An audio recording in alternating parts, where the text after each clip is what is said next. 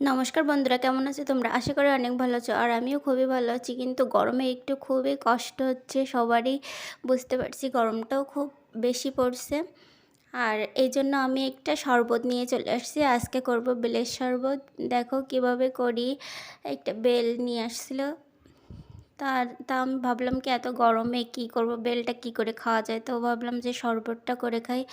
এই জন্য প্রথমে যে দুধ জাল করে নিলাম, তারপরে যে বেলটা দিয়ে ভালো করে মিক্সড করে তারপরে এর ভিতরে যে বিচিগুলো থাকে সেগুলো ফেলে দেব। তারপরে এই যে চিনি দিয়ে দেবো, একটু লবণ দেবো হালকা টেস্টের জন্য। তারপরে ফ্রিজে রেখে দিলাম ঠান্ডা করার জন্য 10 মিনিট। তারপরে একটু বরফ দিয়ে দেবো গ্লাসে। তারপরে এই যে একটু গ্লাসে বরফ দিয়ে দিলাম।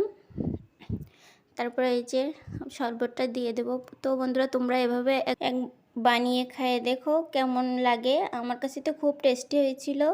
আর ঠান্ডা ঠান্ডা শরবত গরমে দুপুরের সময় খেলে তো অনেক শান্তি পাওয়া যায়। ভালো থেকো বন্ধুরা, আমি আমার ভিডিওটা এখানে শেষ করব। আর আমার চ্যানেলটাকে সাবস্ক্রাইব করবে অবশ্যই। Tata, love you.